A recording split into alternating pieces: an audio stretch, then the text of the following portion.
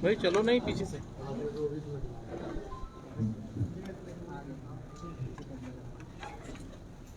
बैठ जाओ सुमित।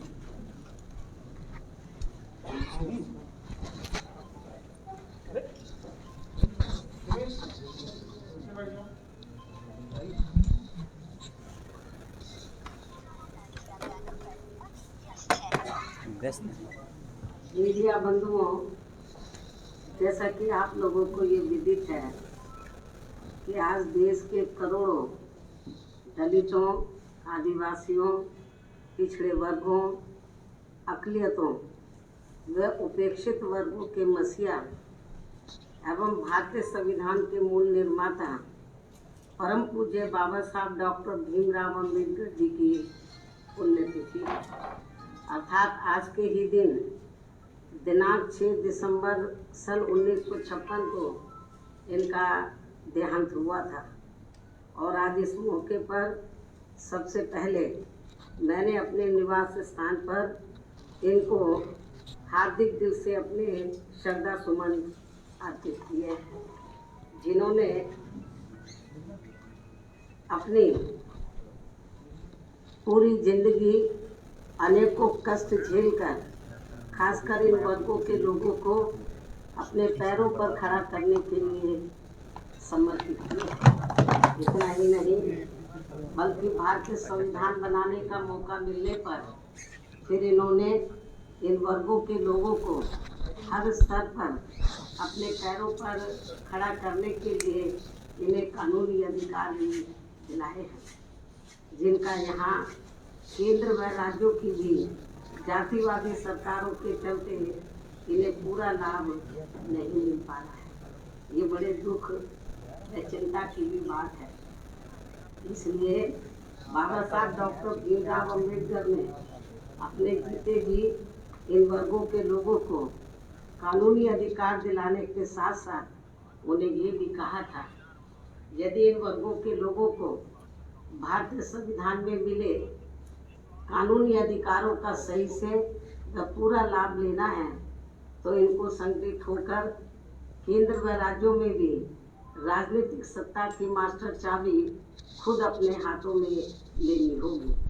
और इस बात का सबसे बड़ा सबूत यूपी में बीएसपी के नेतृत्व में रहा 4 बार का शासनकाल है। और इस दौरान बीएसपी ने प्रदेश के विकास व जनहित के असंख्य ऐतिहासिक कार्यों को करने के साथ साथ बाबा साहब डॉक्टर भीमराव अम्बेडकर जी को भी विभिन्न स्तर पर पूरा आदर सम्मान दिया है, जैसे विरोधी पार्टियां अभी तक भी आसानी से हजम नहीं कर पा रही है। ये सब किसी से छिपा नहीं है।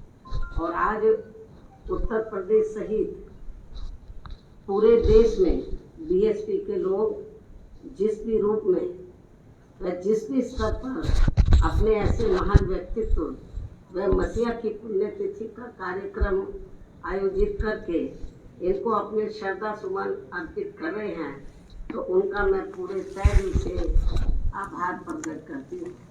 इसके साथ साथ यहाँ मैं ये भी कहना चाहूँगी कि देश में संकीर्ण व जातिवादी सोच रखने वाली ऐसी पार्टियां व संगठन आदि भी हैं, जिन्होंने बाबा साहब डॉक्टर भीमराव अम्बेडकर की मानवतावादी सोच व संघर्ष का हमेशा विरोध किया है तथा उनकी घोर उपेक्षा भी की है।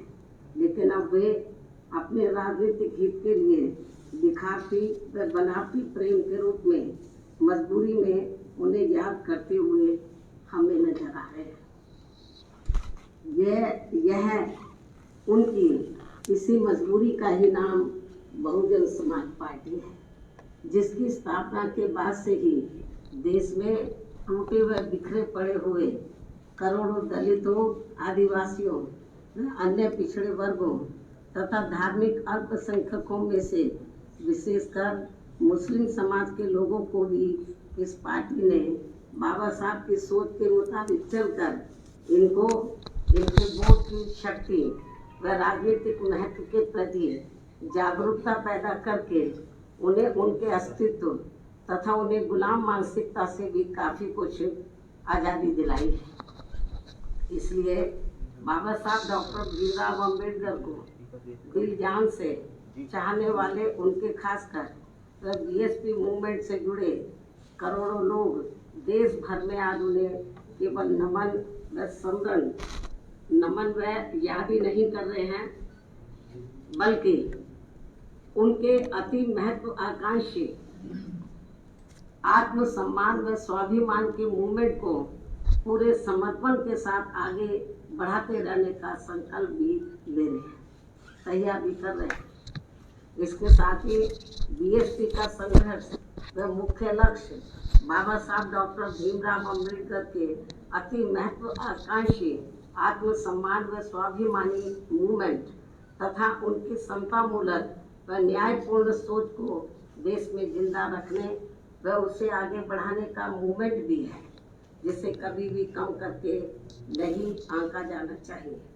और ये कारवां बाबा साहब का और ये कारवां न रुकने वाला है और न ही झुकने वाला है, बल्कि बाबा साहब डॉक्टर भीमराव अंबेडकर के चट्टान जैसे मजबूत इरादों की तरह पत्थर काट कर अपना रास्ता खुद बनाने वाला है, जिसके नेतृत्व पर लोगों को हमेशा पूरा विश्वास रहा है। परंतु दुख इस बात का भी है कि कुछ लोग व संगठन अपने थोड़े थोड़े निजी स्वार्थ की खातिर खासकर दलितों, आदिवासियों, पिछड़े वर्गों व अन्य उपेक्षित वर्गों के वोटों को बांटकर बाबा साहब की मूवमेंट को कमजोर करने में लगे रहते हैं। हालांकि उन सबका स्वार्थ फिर चुनाव के बाद उन्हें पैदल करके फिर से ऐसा छोड़ देते हैं कि वे न घर के रहते हैं न घाट के। लेकिन इन सब के बावजूद भी बीएसपी को अपने लोगों की भरपूर लगन, मेहनत व मिशनरी संघर्ष पर पूरा भरोसा है कि वे विरोधियों के इन सभी साम दाम दंड भेद आदि हथकंडों का डटकर मुकाबला करते हुए अर्थात सामना करते हुए अपने मकसद में जरूर कामयाब होंगे। और फिर इस बार सन 2022 में बीएसपी की पूर्ण बहुमत की सन 2007 से भी अधिक मजबूत सरकार बनेगी। साथ ही इसी चुनाव में यूपी से लगे उत्तराखंड स्टेट में भी इस बार बीएसपी अपना बेहतर रिजल्ट लाएगी। इसके साथ साथ पंजाब स्टेट में भी अपने गठबंधन की मजबूत सरकार जरूर बनाएगी।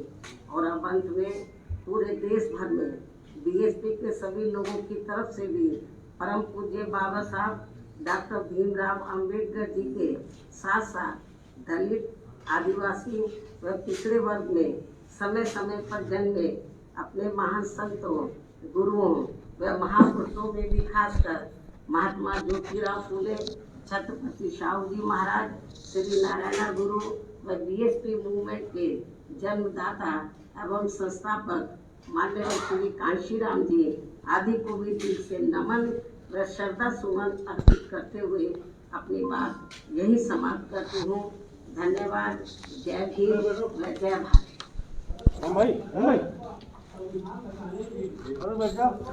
कॉपी भाई केवल रिलीज करना पार्ट 1 ले लेंगे। सड़कों पे उतरने से काम नहीं चलेगा, सत्ता परिवर्तन करने से काम चलेगा। जब सत्ता परिवर्तन हो जाएगा तो संविधान बच जाएगा। सड़कों पे उतरने से सत्ता में बैठे हैं बाबा साहब डॉक्टर अम्बेडकर के विरोधी लोग, तो लेकिन हम सड़कों पे उतर के क्या करेंगे, क्योंकि हमें सत्ता परिवर्तन करना होगा।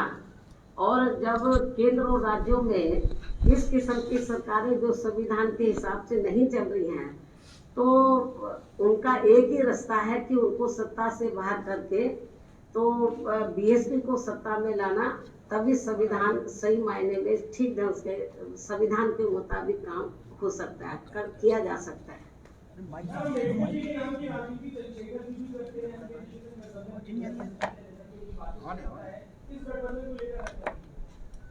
ये तो यूपी की जनता अच्छी प्रकार से देख रही है और ये भी जनता को मालूम है कि ये गठबंधन करने वाले लोग जो विजय रथ यात्रा निकाल रहे हैं, तो अभी तो विजय मिली भी नहीं है इनको।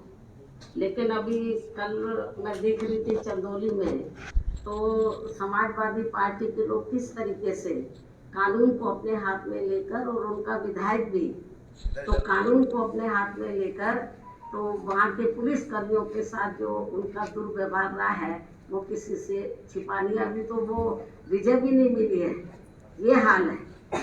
तो जनता क्या देख नहीं रही है? तो इसलिए चाहे गठबंधन कर ले, कुछ भी कर ले, जनता को ये मालूम है कि सपा के शासनकाल में तो गुंडागर्दी, माफियागर्दी चरम सीमा पर थी, और बीएसपी के शासनकाल में हर मामले में, हर स्तर पर कानून द्वारा कानून का राज चलता था। तो ये भी आप लोगों को मालूम है, मीडिया बंधुओं को अच्छी प्रकार से मालूम है।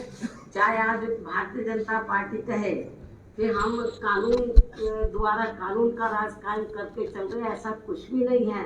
जमीनी हकीकत में कोई दिन ऐसा नहीं जाता।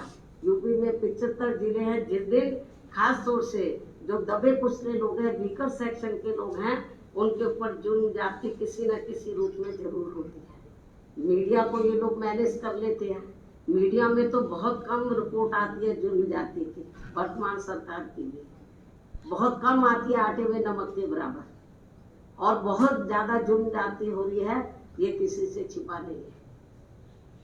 ठीक है। यूपी के अलावा उत्तराखंड और पंजाब में सभी सीटों पर चुनाव लड़ेंगी या कुछ गठबंधन के आधार है? देखो, उत्तराखंड में बीएसपी अकेले अपने बलबूते पर चुनाव लड़ेगी, और पंजाब में तो हमारा जो है शिरोमणि अकाली दल से गठबंधन हो गया है। तो वहाँ हम लोग गठबंधन करके वहाँ पर पंजाब स्टेट में चुनाव लड़ रहे हैं।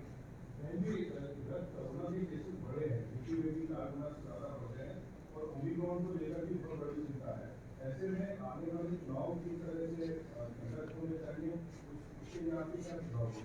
ये तो मुख्य चुनाव आयुक्त को देखना है, केंद्र और सूबे की सरकार को देखना है कि वो क्या गाइडलाइंस तैयार करते हैं। और मेरा तो यही कहना है, जो भी गाइडलाइंस आती हैं तो उसके हिसाब से जनता को चलना चाहिए, क्योंकि ये जो तीसरी बीमारी है तो ये फिर से मुंह फाड़े हुए है, और है कोरोना नया रूप है।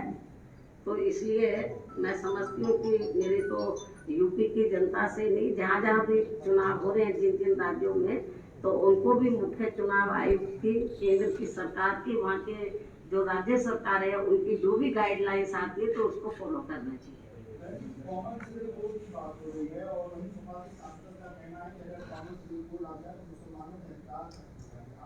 नहीं, जब आएगा तो तब इस सवाल का जवाब पूछना, अभी आया किधर है। भविष्यवाणी पहले करते, जबरदस्ती आप जो है तो केंद्र सरकार को तैयार कर रहे हैं कि वो जल्दी से वो ये कानून लिया है, नियम बना रहे। अभी सपा वाले क्या कहते हैं, चंदौली में नहीं देखा है?